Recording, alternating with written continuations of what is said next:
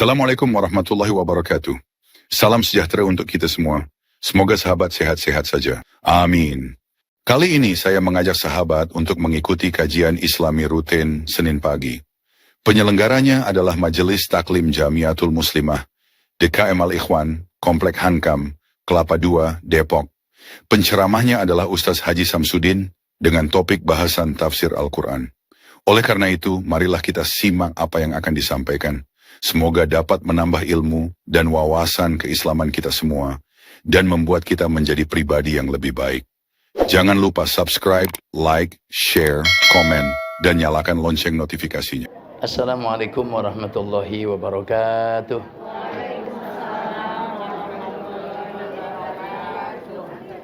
Al-Fatihah ila hadarati Rasulillah Sayyidina wa Habibina wa Syafi'ina wa Qurrati A'yunina wa Maulana Muhammad ibn Abdullah sallallahu alaihi wasallam. Summa ila arwahi abaihi wa ikhwanihi minal anbiya'i wal mursalin wa jami'i malaikatillahil muqarrabin wal karubiyyin. Summa ila arwahi azwajihi wa auladihi wa dhurriyyatihi ajma'in. Summa ila arwahi sadatina Abi Bakr wa Umar wa Utsman wa Ali wa an baqiyati sahabati wal qarabati wat tabi'in wa tabi'i tabi'in wa man tabi'ahum bi ihsanin ila yaumiddin. Summa ila arwahil arba'atil a'immatil mujtahidin wal awliya wasyuhada wal ulama was salihin. Khussu ila arwahi abaina wa ummahatina wa ajdadina wa jaddatina wa abnaina wa banatina wa amamina wa ammatina wa akhwalina wa khalatina wa masyayikhina fid din wa muallimina wa dhawil huquqi alaina ajma'in. Wa nakhussu khassatan ila ruhil muallif hadzal kitab wa nakhussu khassatan ila arwahi man bana wa ammara masjid jami'al ikhwan usulihim wa furuhim wa ila arwahi jami' ahli al-qubur minal muslimina wal muslimat wal mu'minina wal mu'minat. Syai'u lillahi lahumul Fatihah. A'udzu billahi minasy syaithanir rajim. Bismillahirrahmanirrahim. Alhamdulillahi rabbil alamin. Arrahmanir rahim. Maliki yaumiddin. Iyyaka na'budu wa iyyaka nasta'in. Ihdinas siratal mustaqim. Shiratal ladzina an'amta 'alaihim ghairil maghdubi 'alaihim waladdallin. Amin. Allahumma amin. Amin ya mujibas sa'ilin. Bismillahirrahmanirrahim. Alhamdulillah alladzi bi ni'matihi tatimmus shalihat wa bi fadlihi tatanazzalul barakat. Wassalatu wassalamu ala sayyidina Muhammadin sayyidis sadat wa ala alihi wa sahbihi anjumiz zahirat. Amma ba'du, subhanaka la ilma lana illa ma 'allamtana innaka antal alimul hakim. Rabbi shrah li sadri wa yassir li amri wahlul 'uqdatam min lisani yafqahu qawli. Rabbi yassir wa la tu'assir, rabbi tammim bil khair. Ibu-ibu hadirat jamaah Majelis Taklim Jamiatul Muslimah Masjid Jami'al Ikhwan yang sangat saya hormati, segenap pengurus Majelis Taklim kaum ibu Jamiatul Muslimah Masjid Jami'al Ikhwan, ibu-ibu para asatidzah, para pimpinan Majelis Taklim yang saya muliakan, guru kita Al-Mukarramah Ibu Ustadzah Hajah Imas, kemudian orang tua kita DKM Masjid yang selalu membersamai kita dalam setiap kegiatan rutin kita. Yang saya hormati, saya muliakan semuanya tanpa terkecuali. Teriring doa semoga hari-hari kita, ibu-ibu, bahkan waktu-waktu kita selalu penuh dengan keberkahan dari Allah Subhanahu wa taala. Puji dan syukur memang selayaknya selalu kita haturkan kehadirat Allah pagi hari ini. Alhamdulillah berkat beraneka ragam nikmat yang terus kita nikmati. Sebagaimana biasa setiap hari Senin pekan kedua dan keempat kita bisa kembali duduk bersama-sama di masjid ini. Yang belum niat iktikaf silahkan diniatkan untuk iktikaf, karena iktikaf disunahkan bagi laki-laki, begitu juga bagi perempuan. Dan alhamdulillah hari ini kita bisa kembali melanjutkan kegiatan rutin kita di hari ke-8 ya ibu-ibu, di bulan Zulhijjah atau yang masyhur diistilahkan dengan hari Tarwiyah ya. Dan mudah-mudahan kita bisa rampungkan puasa kita hari ini sampai maghrib, nanti tidak ada halangan apapun. Dan yang biasa rutin memang Senin, Kamis, Senin, Kamis, Senin, Kamis. Hari ini double pahalanya insya Allah. Di samping menjaga rutinitas setiap Senin dan Kamis juga hari tarwiyah. Ada dijelaskan oleh sebagian ulama, siyamu man soma yaumat tarwiyata a'tahullahu sawaba sabri ayyuba alaihi salamu ala balai. Siapa orang yang puasa hari tarwiyah, yakni hari ke-8 bulan Zulhijjah hari ini, maka Allah akan berikan padanya pahala sabarnya Nabi Allah Ayyub alaihissalam ketika merespon bala ujian yang diberikan Allah Subhanahu wa taala kepadanya. Tentu ujiannya Nabi tidak sama dengan ujian kita. Kita kadang-kadang sedikit saja keluh kesahnya sudah mungkin separuh buku ibu-ibu ya kalau ditulis ya. Tentunya para nabi ujian hidupnya jauh lebih berat ya. Asaddul bala'i al-anbiya'u summal amsal fal amsal. Ujian paling berat ini para nabi. Kemudian orang yang levelnya di bawah nabi, berikutnya. Jadi tidak akan pernah kita bisa bayangkan bagaimana sabarnya Nabi Allah Ayyub alaihissalam ketika mendapatkan ujian yang pastinya juga sangat berat dari Allah, dan pahala itu Allah Ta'ala berikan pada orang yang puasa di hari tarwiyah. Ibu-ibu yang saya hormati, bacaan kita melanjutkan hadis. Catatan saya masuk ke hadis 183. Betul tidak? 184. Utlubul ilma walau bisid. Itu? Iya. Baik, sudah ketemu semua ibu-ibu? Kita baca dulu bareng-bareng, saya talkinkan, silakan diikuti. Bismillahirrahmanirrahim. Qala Rasulullah sallallahu alaihi wasallam, utlubu al-ilma walau bisin fa inna talabal ilmi faridatun ala kulli muslimin. Innal malaikata tad'u ajnihataha li talibil ilmi ridon bima yatlubu. Lanjut 185-nya. Wa qala Rasulullah sallallahu alaihi wasallam, azhiru an-nikaha wa akhfu al-khitbata. Ya, sampai situ dulu ibu-ibu. Bismillahirrahmanirrahim. Qala al-musannif rahimahullahu ta'ala wa ghafara lahu wa liwalidayhi wa limasyayikhihi wa masyayikhina wa adaman naf'a bihi wa bibarakati ulumihi wa bikum biddaraini amin. Wa bihi wa ilaihi qala Rasulullah sallallahu alaihi wasallam, Rasul sallallahu alaihi wasallam bersabda, utlubul ilma walau bisin. Ini dari kecil kita kayaknya udah dapat nih Bu ya. Carilah ilmu itu meskipun di negeri Cina ya.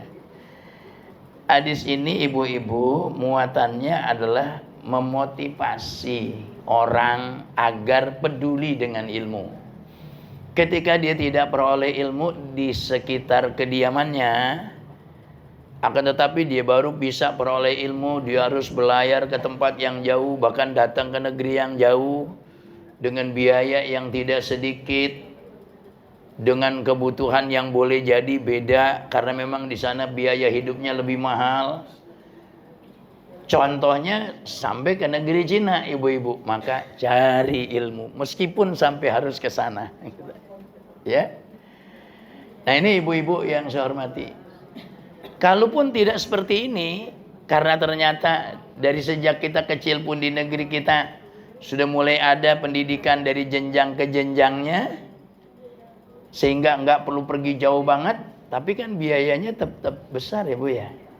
Apalagi dulu belum ada tuh yang namanya BOS, biaya operasional sekolah, belum ada tuh yang namanya MBG, makan apa? Makan bergizi gratis. Belum ada kan dulu. Ya, sebisa-bisanya saja. Apalagi yang memang ekonominya morat-marit. Sementara kepengen bisa keluar dari zona jahil. Ya. Kan berarti harus dengan segala perjuangannya. Saya ingat Bu, salah satu biografinya Pak Gobel, Pak Haji Muhammad Thoyib Gobel, pendiri perusahaan PT Nasional Gobel dulu, sekarang jadi Panasonic. Itu di biografinya itu kalau saya baca, beliau tuh jual koran.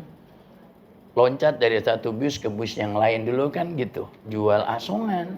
Untuk membiayai biaya sekolahnya dia. Karena dia merantau dari Gorontalo ke Jakarta. Itu kan gitu. Ya saya alhamdulillah nggak sampai segitu-gitunya banget sih. Itu alhamdulillah ya. Tapi akhirnya beliau ya sukses. Bahkan jadi punya perusahaan. Dari mana saya tahu itu biografi beliau? Perusahaan itu Bu punya simbol pohon kelapa. Dan saya haji tahun 96-97 begitu, itu dibiayainya oleh PT Nasional Gobel. Jadi betul-betul haji ABG. Ya, haji atas budi baiknya Pak Gobel. Jadi ABG gitu. Sekarang kan MBG gitu. Belakangnya sama tuh ibu-ibu. Alhamdulillah. Jadi berangkat betul-betul 100% dibiayai oleh beliau, bahkan oleh perusahaan gitu, bahkan diberi juga uang saku. Artinya maksudnya gini, hadis ini memuat anjuran, motivasi bagi para orang yang ingin keluar dari zona kebodohan kepada zona pengetahuan, ya bersusah payahlah untuk mencari ilmu. Meskipun sampai ke negeri Cina, karena ketika di negerinya tidak ada Pak sarana. Ibu-ibu ini kan juga alhamdulillah ada yang umurnya 70 lebih banyak udah kan? Banyak. 70 lebih banyak dan banyak alhamdulillah. Jalan ke sini ya pasti tidak secepat yang 50 umurnya baru kan gitu. Pelan. Yang kalau misalnya lomba makan mungkin yang 50 umurnya sudah cuci tangan. Dia baru antri ambil sendok Bu gitu. Iya. Tapi alhamdulillah, Masya Allah, selalu punya tekad bulat untuk menjadi bagian yang hadir di setiap kegiatan majelis taklim. Baik yang hari Senin, hari yang lain, di masjid ini maupun di tempat-tempat yang lain. Berarti responnya terhadap perintah atau anjuran hadis ini sudah sangat respon sekali. Ya. Alhamdulillah. Fa inna talabal ilmi faridatun ala kulli muslimin. Maka sesungguhnya mencari ilmu itu sangat wajib atas setiap manusia yang muslim mukallaf, terutama ibu-ibu. Ini disebutnya muslim itu kan berarti buat laki ya. Kalau perempuan kan berarti apa tuh kalimatnya? Muslimah. Tetapi bukan berarti hadis ini tidak dimaksudkan perempuan. Muslim ya muslimah. Nanti istilahnya ada disebutan Bu, min babil iktifa. Bab ketika disebut laki-laki sudah cukup, tapi termasuk di dalamnya perempuan. Nah itu ibu-ibu. Dan di sini mencakup ilmu yang fardu ain, begitu juga ilmu yang fardu kifayah. Fardu ain ya bagaimana kita kenal air, mana yang boleh digunakan untuk bersuci ataupun yang tidak boleh dipergunakan untuk bersuci. Karena air itu kan macamnya banyak, bukan satu, ya kan? Ada air hujan, air mata air, air sumur, air apalagi itu, air laut, kemudian air mustakmal, bahkan ada limbah juga yang bentuknya air nggak sedikit. Itu kan perdoain ibu-ibu. Dan alhamdulillah kita di sini baca fiqih dan itu kita sudah bahas. Difasilitasi betul oleh DKM, oleh ibu-ibu, pendiri, ustazah, ibu-ibu semuanya merespon. Majelis Taklim Jamiatul Muslimah, himpunan perempuan-perempuan muslim, atau Jamiatul Muslimah, himpunan perempuan muslimah. Luar biasa fikihnya dibaca, kenal kita. Habis itu apa? Ya wudu, karena wudu itu syarat sahnya sholat. Tidak sah sholat orang kalau tidak punya wudu. Wudu itu salah satu alatnya adalah air. Maka pelajari juga rukun sholat ada sekian. Sunnahnya ada yang abad, ada yang hayat. Ini yang membatalkan sholat. Nanti ada setelah sholat, zakat, puasa, bahkan haji, ibu-ibu. Nah, ini sekarang alhamdulillah keluarga besar dari Jamaah Majelis Taklim Jamiatul Muslimah Masjid Al-Ikhwan, ada yang sedang posisinya jadi tamu-tamu Allah sekarang. Dan rupanya Bu, penentuan penanggalannya sama nih. Kita tarwiyah sekarang, mereka tarwiyah juga sekarang, sedang persiapan Armunas. Besok kita Arafah, mereka Arafah juga. Wukuf mereka besok di Arafah. Justru jamaah haji yang wukuf di Arafah tidak disunatkan berpuasa. Yang tidak wukuf di Arafah itu yang malah sunnah berpuasa, ibu-ibu. Kalau korban mereka tetap disunahkan juga. Ya, apalagi kalau haji tamattu memang harus ada yang disembelih sebagai dam yang wajib mereka bayar.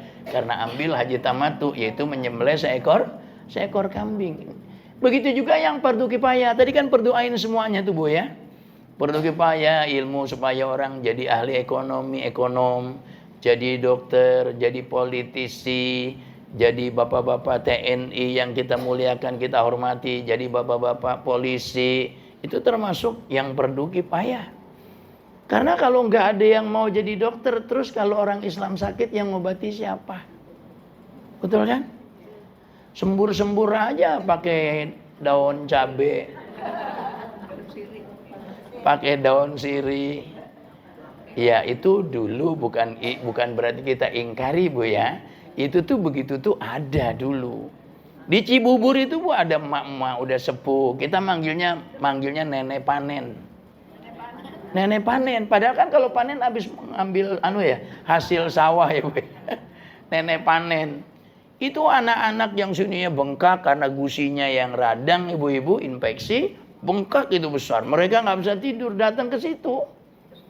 Suruh buka mulutnya. Sambil nyengir-nyengir tuh ditiupin. Kata yang ngerasain, waktu ditiupin adem rasanya. Iya aja ditiupin. Coba kalau disulut rokok ya panas. Nanti luarnya dikasih kapur Bu. Kapur yang sudah cair dioles-oles. Orang yang pulang dari situ mesti ada tandanya. Di pipinya yang bengkak itu, gusinya ada putih kapur. Tapi nanti belum sampai rumah Bu ceritanya. Sudah redaan Bu ngebetnya itu. Kita nggak pungkiri. Kayak gitu tuh kita nggak pungkiri. Tapi kan ini terus berkembang. Ya kalau lempengan itu iya. Bagaimana yang jantung koroner? Yang penyempitan pembuluh darah jantungnya udah sekian persen sehingga harus di bypass. Kayaknya kan nggak bisa ditiup-tiup Bu ya. Ada yang jadi ahli ekonomi sehingga terkait ekonomi ya. Kalau mungkin ekonomi rumah tangga, cukuplah ibu-ibu yang ngerti matematika, ya, tahu prinsip jangan sampai gede pasak daripada tiang. Tapi bagaimana ekonomi perusahaan, ekonomi negara? Wah itu kan harus para ahli. Nah ini fardu kifayah ibu-ibu. Nah umat Islam juga yang enak emang gak boleh bodoh. Malah kan kepengen banget seluruh ahli kesehatan di negeri ini biar umat Islam. Wah enak banget kayaknya. Seluruh ekonom di negeri ini biar umat Islam. Terus yang bukan Islam gimana dong? Ya enggak kenapa-napa. Kalau namanya hidup berkompetisi kan gitu ibu-ibu ya. Enggak ada masalah. Tapi kalau umat Islam semua jadi enak tuh. Itu asumsi saya ibu-ibu ya. Ya tapi karena memang negara kita orangnya banyak, agamanya juga banyak, akhirnya berlomba. Dan jangan sampai umat Islam jadi umat yang tertinggal dalam berbagai lini. Karena masa bodoh terhadap ilmu pengetahuan. Jadi dari dulu Nabi SAW ini sudah betul-betul memotivasi ya, menspirit orang Islam supaya cari ilmu. Kalaupun baru bisa didapat melakukan perjalanan jauh, butuh biaya yang tidak sedikit, butuh biaya yang sangat banyak, perjalanannya juga cukup sulit, tetap harus ditempuh. Ya kalau untuk pengetahuan agama Islam, ada pondok-pondok pesantren, kan gitu Bu ya. Kan tinggalin rumah tuh, ya kan?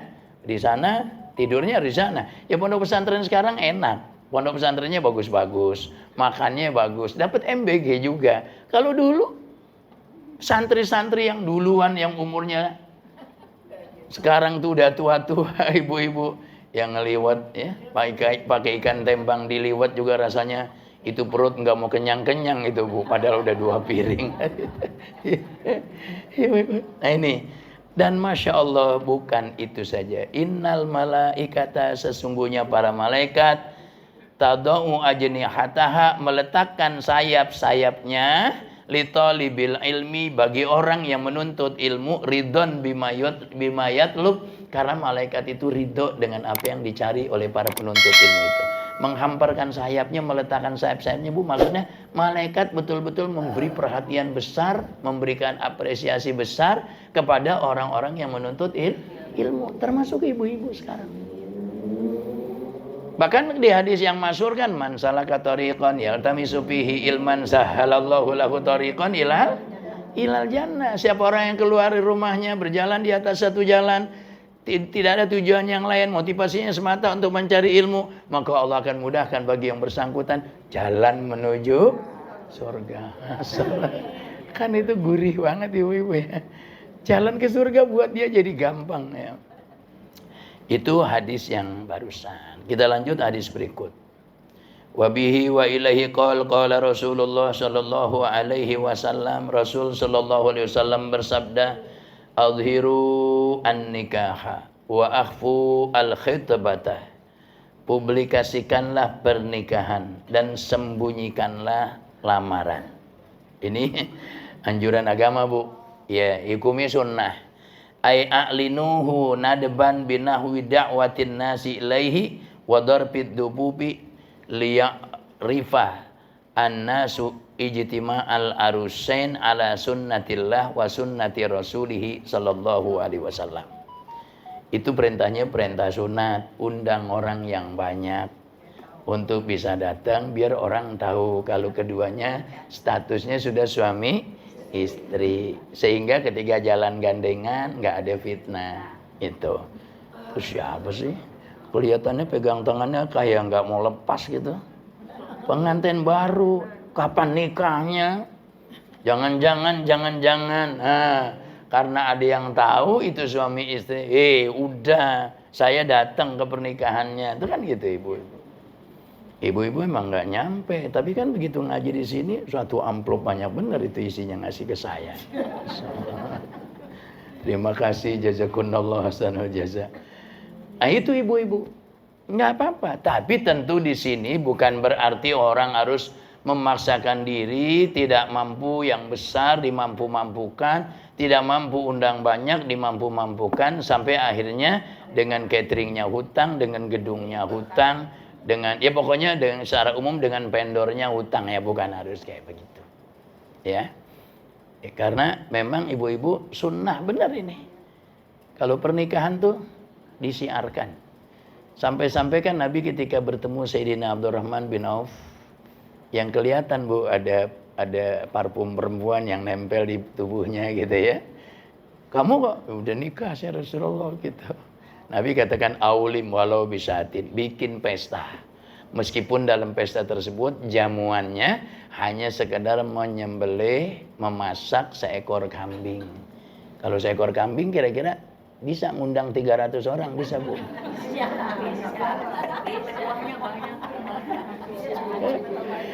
Ya, maksudnya pasti kalau begitu 300 orang, kambingnya 1 ekor tapi sapinya 1 ekor. Sambil maksudnya ya meskipun yang diundang hanya beberapa orang saja, sekira-kira jamuan yang dihidangkan kepada para tamu tadi hanya dengan memasak 1 ekor kambing ya, 40, 50 atau mungkin paling banyak berapa orang gitu ibu-ibu, dan itu sunnah. Nah, kemudian wa akhfu al-khitbah, lamaran itu malah sunnahnya disembunyikan. Maksudnya sepi-sepi. Orang kita nih kadang di poin yang ini ibu-ibu banyak yang mengabaikan. Lamaran itu sekarang ibu-ibu bukan lagi di rumah perempuan, tapi di gedung. Tetap di gedung, ada IO-nya juga. Padahal juga belum IO kalau baru lamaran kan ibu-ibu ya. Itu begitu sekarang, Masya Allah, tabarakallah. Keluarga laki-lakinya 11 mobil.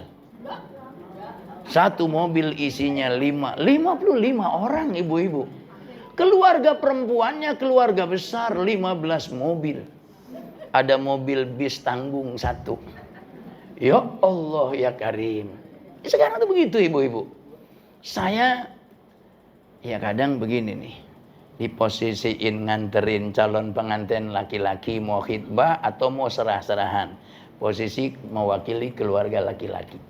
Nanti di waktu yang lain nerima ibu-ibu, perwakilan keluarga perempuan. Dia sering banget begitu. Ini saya bilang mana ngamalin sembunyikan lamaran ini. Siapa-siapa udah tahu, ada yang jadi bagian dokumenter ibu-ibu yang mendokumentasikan setiap ada momen ke momen dari seluruh rangkaian acara tersebut. Itu malah kadang-kadang buat anak-anak ya di zaman sekarang ditaruh di IG apa IG itu singkatan apa tuh Bu? Oh gitu. Ada lagi ditaruh di TikTok. Sehingga kemana-mana ibu-ibu tahu orang kalau dia sudah dilamar.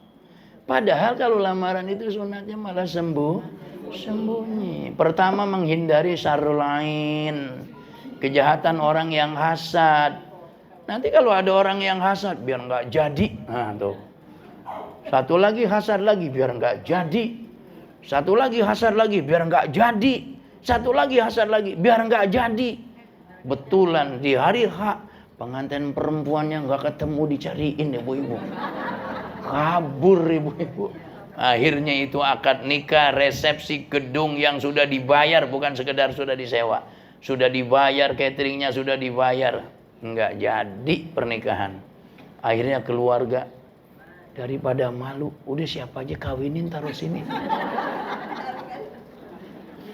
Ada itu anak tetangga sebetulnya udah saling setuju mau menikah dalam waktu dekat, tapi modalnya enggak ada. Udah dia aja itu. Yang penting ada yang pengantin dan bilangin, kasih tahu yang penting mau, nggak usah kembaliin yang udah dibayar semuanya, pokoknya gratis. Akhirnya itu tetangga beruntung bener ibu-ibu. Jadi pengantin di gedung ada catering ada segala macam nggak bayar ibu-ibu. Tapi itu sih saya barusan cerita itu ngarang aja itu. Bukan beneran kejadian yang kayak gitu. Tapi kalau pernikahan di hari H pengantinnya salah satunya nggak ada kan terjadi Bu ya. Iya kan gitu ibu-ibu. Kenapa? Tidak terhindari dari syarrul ain, kejahatan yang dibawa oleh pandangan orang yang hasad. Kullu zi ni'matin mahsud. Setiap orang yang punya nikmat ada saja yang hasad. Oleh karenanya lamaran itu malah sembunyikan. Nanti juga kalau batal kan yang nggak tahu nggak banyak. Kan gitu ibu-ibu, ya. Bukan kemudian berdalih, enggak, lamaran pun harus dikasih tahu orang. Supaya orang tahu, karena nanti haram melamar perempuan yang sedang dalam lamaran orang. Ya kan pasti orang yang mau lamar itu nggak ceroboh. Sebelum diungkapkan keinginan keluarga kedatangan, maksud kedatangannya, ditanya dulu. Ini Pak, anak Bapak yang namanya ini. Apakah saat ini ada sedang dalam pinangan orang? Kalau memang jawabannya sedang dalam pinangan orang, kami mohon diri sebentar lagi juga. Nggak lama-lama mau pamitan. Dijawab, nggak ada, anak kami, putri kami tidak sedang dalam pinangan laki-laki. Nah, baru disampaikan kan gitu Bu ya. Halo? Kok jadi kepengen ngawinin lagi Bu ya? Itu dia. Saya juga kemarin sudah selesai itu nomor 6. Bungsu, ya Allah, anak siapa ya kira-kira ya? Kawinin lagi Bu ya. Nah ini ibu-ibu yang saya hormati. Justru pernikahan itu disunatkan untuk dia dirame-ramein lah, kita bahasa di kampungnya dirame-ramein ibu-ibu. Ya, tentunya tidak dengan memaksakan diri. Jangan sampai selesai mantuan tapi hutangnya banyak. Satu sisi dapat nikmat punya menantu, sisi lain mikirin hutang. Jangan sampai juga seperti itu tentunya ya. Baik ibu-ibu, kita lanjut ke hadis yang berikut. Wa bihi wa ilaihi qala Rasulullah sallallahu alaihi wasallam, Rasul sallallahu alaihi wasallam bersabda, "Ubudillaha ka'annaka tarahu wa 'udda nafsaka fil mautah wa iyyaka wa da'awatil mazlum fa innahunna mujabatun wa 'alaika bi salatil ghadah wa salatil isya fashhadhuma falau ta'lamuna ma fihima la ataitumuhuma walau habwan." Ubudillah, esakkanlah Allah atau sembahlah Allah, ka'annaka tarahu, seolah-olah engkau melihat Allah. Ibu-ibu, ini namanya ihsan dalam ibadah. Menyembah Allah seolah-olah melihat Allah. Karena tidak akan mungkin bisa melihat Allah di alam dunia ini. Tanamkan keyakinan seyakin-yakinnya bahwa Allah mengawasi, Allah melihat dia.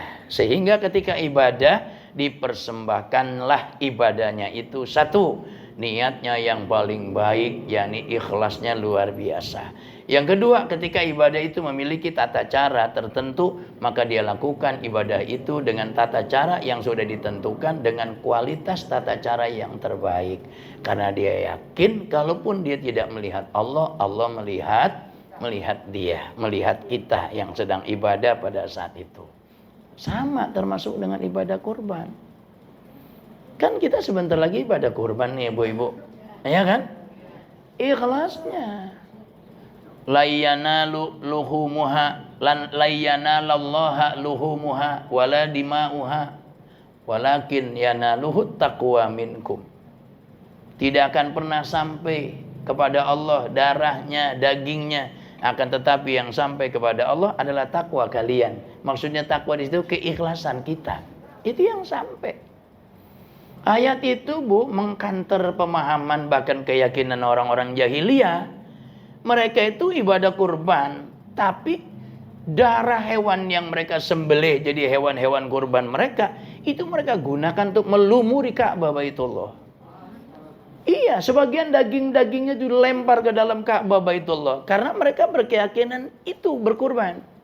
Maka Allah patahkan ibu-ibu pandangan mereka dengan tidak akan pernah sampai kepada Allah darahnya, dagingnya. Justru yang sampai kepada Allah adalah ikhlasnya. Makanya beli kambing yang besar ikhlas jauh lebih baik dibandingkan beli kambing yang besar tapi tidak ikhlas. Ya kalau beli kecil nggak ikhlas juga kebangetan amat. Udah beli 2 juta kecil bener terus nggak ikhlas juga, banget nih sih. Mendingan gak usah kurban sekalian kalau gitu mah. Tetapi kan ikhlas itu kita tahu Bu, amalan hati. Dan amalan hati itu berat. Betul? Ada setan, ada hawa nafsu. Setan musuh kita, hawa nafsu yang membisik-bisik kepada kejahatan yang musuh kita. Itu mainnya betul-betul bisa supaya orang terjerumus keluar dari keikhlasannya dia. Apalagi nuntun besar ada yang kecil ya. Padahal gajinya besar dia dibanding saya. Saya besar dia kecil, nggak tahu malu. Nah, tuh. Kira-kira ikhlasnya terganggu nggak? Yang ada ujub kan? Bangga diri kan? Beli yang berapa kambingnya ditaruh di Al-Ikhwan? Kok di Al-Ikhwan contohnya? Enggak, saya ralat dah. Al-Ikhwan mah orangnya ikhlas semua. Beli yang berapa? 3 juta. Pantes segede gitu. Emang situ beli berapa? Saya mau beli yang 4 juta. Besok saya bawa lebih gede lah. Datang lagi Bu RT. Gak tahu Bu RT mana. Beli berapa? 3 juta, saya 4 juta. Saya beli yang 9 juta. Bu, akhirnya orang bukan lagi untuk ibadah. Karena ibadah itu mesti karena Allah. Syarat ibadah itu ikhlas lillahi ta'ala. Ikhlasnya nggak ada, yang ada mubahah, berbangga-bangga, jadi rusak ibadahnya. Padahal kurban pahalanya Masya Allah luar biasa besarnya. Tapi karena rusak dengan cacatnya ikhlas, ya cuma bagi-bagi kambing saja, bagi-bagi daging sapi saja. Ada pahala kurbannya? Ya karena tidak ikhlas, Allah tidak berikan balasan pahala karena tidak ikhlas. Itu kurbannya bukan karena Allah, karena berbangga-bangga, main gede-gedean, main besar-besaran. Nah ini ibu-ibu. Jadi engkau ibadah kepada Allah seolah-olah engkau melihat Allah. Tidak bisa itu karena memang tidak akan bisa di dunia. Yakinkan Allah melihat kita. Tadi contohnya ya kurban, termasuk ibadah yang lain. Sholat, puasa, bayar zakat, termasuk haji. Ya Allah, haji kalau nggak ikhlas ibu ya. Pulang dari haji bukan mabrur malah mabur. Sayang banget. waktunya tidak sebentar, nunggunya juga bertahun-tahun, tenaganya habis terkuras untuk melaksanakan Al-Munas, ya kan? Kemudian apa lagi tuh? Resikonya. Musim haji rata-rata di sana musim panas, Ibu. Musim pelaksanaan haji rata-rata musim panas. Suhu bisa di atas 50 derajat Celcius kalau musim haji. Tapi orang ikhlas ya enak bener udah. Pokoknya terserah Allah aja lah, saya mah tamu mau gimana tuan rumah aja. Kasih panas alhamdulillah, kasih dingin alhamdulillah, berjubel alhamdulillah, tidur di tenda Mina nggak kebagian kasur alhamdulillah, masih bisa ada di Mina, kan gitu Ibu ya. Semuanya udah alhamdulillah karena ikhlas. Pulangnya jadi haji mabrur nggak ada ganjaran yang layak selain surga. Tuh, masya Allah. Nah ini ibu-ibu. Wa'udda nafsaka bil mauta, persiapkan dirimu untuk kematian. Nah, ini ada juga, ntar saya mohon dibacakan Fatihah juga nih Bu. Kemarin ketika kami kerja bakti untuk persiapan meletakkan memposisikan nyancang lagi tuh kambing sapi itu di Masjid Tanzil Huda, ada satu jamaah yang jatuh pingsan.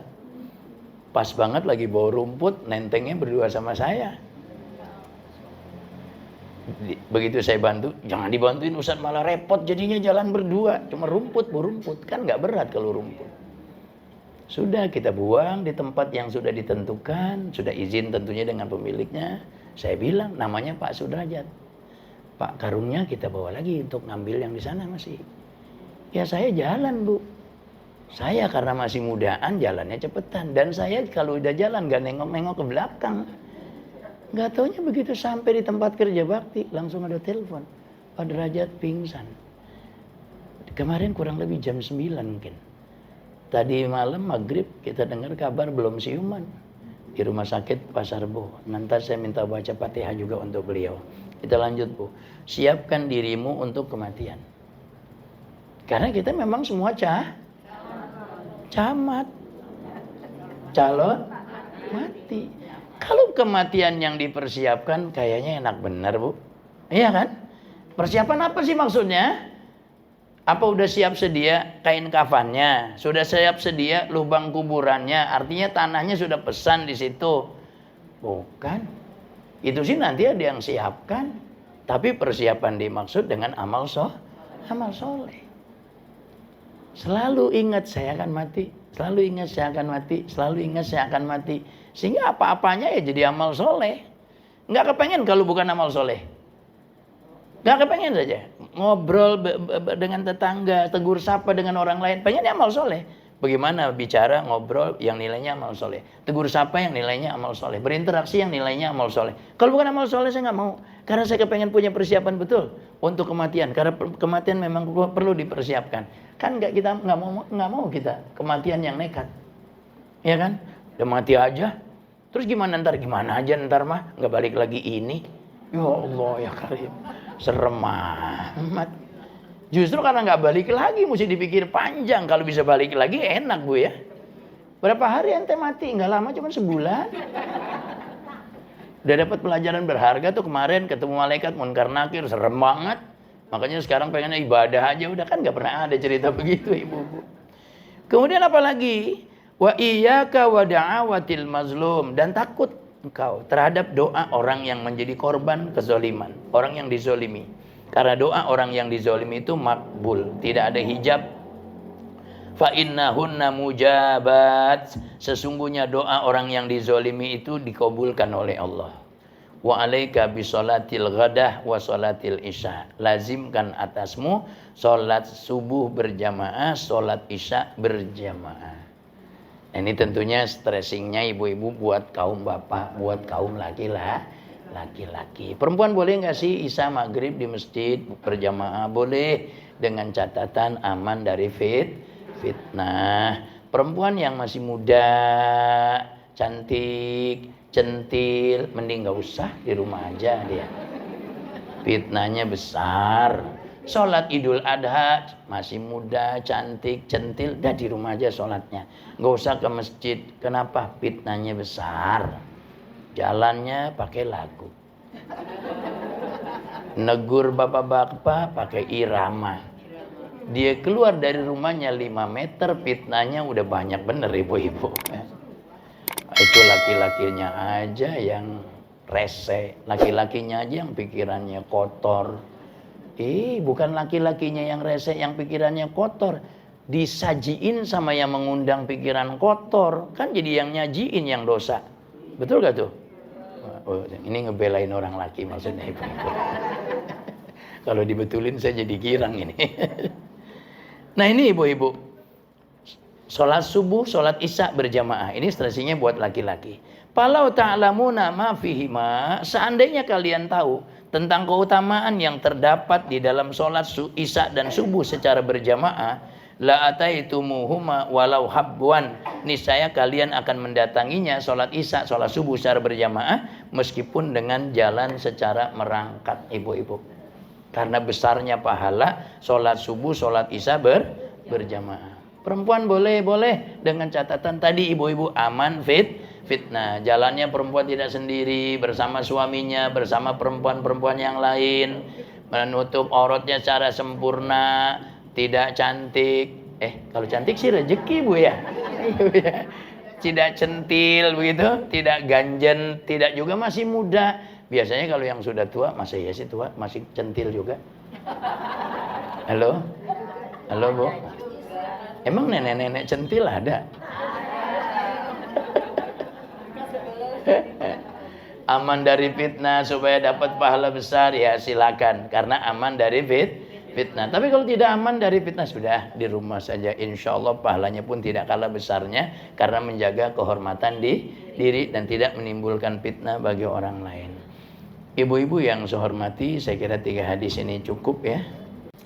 Alhamdulillahirabbil alamin, hamdan yuwafi ni'amahu wa yukafi'u mazidah. Allahumma salli wa sallim wa barik ala sayyidina wa habibina wa syafi'ina wa qurrati a'yunina wa maulana Muhammad ibn Abdullah sallallahu alaihi wasallam. Allahumma anfa'na bima 'allamtana, rabbi 'allimna alladhi yanfa'una warzuqna ilman yanfa'una. Allahumma ja'al jam'ana hadha jam'an marhuma wa tafarraqana min ba'dihi tafarruqan maghfura. Allahumma la tada' fi majlisina hadha dhanban illa ghafartah wa la 'aiban illa satartah wa la hamman illa farrajtah wa la maridan illa syafaitah wa la dha'ifan illa qawaitah wa la faqiran illa ghanaitah wa la jahilan illa 'allamtah wa la dhallan illa hadaitah wa la hajatan min hawaijid dunya wal akhirah hiya laka ridan illa qadaitaha wa yassartaha. Wa sallallahu ala sayyidina Muhammadin wa ala alihi wa sahbihi wa sallam walhamdulillahi rabbil alamin. Ibu-ibu yang saya hormati, terima kasih atas keikutsertaan dan perhatiannya, dan mohon maaf serta ridhonya karena bicara porsi waktu ibu-ibu masih ada kurang 10 menit, jam 10, namun saya ada urusan sedikit yang mesti saya selesaikan. Mohon ridhonya. Saya kira ini selamat menyempurnakan ibadah 10 pertama di bulan Zulhijjah. Sekarang kita tarwiyah nggak ada halangan, insyaallah besok Arafah nggak ada halangan, salat Idul Adha, berkurban, dan semoga semua ibadah kita diterima oleh Allah Subhanahu wa taala. Hadanallahu iyyakum. Assalamualaikum warahmatullahi wabarakatuh. Terima kasih telah menyaksikan video ini hingga selesai. Jika video ini bermanfaat, jangan lupa like, share, subscribe dan nyalakan lonceng notifikasinya. Tetap jaga kesehatan. Sampai jumpa di video berikutnya. Wassalamualaikum warahmatullahi wabarakatuh.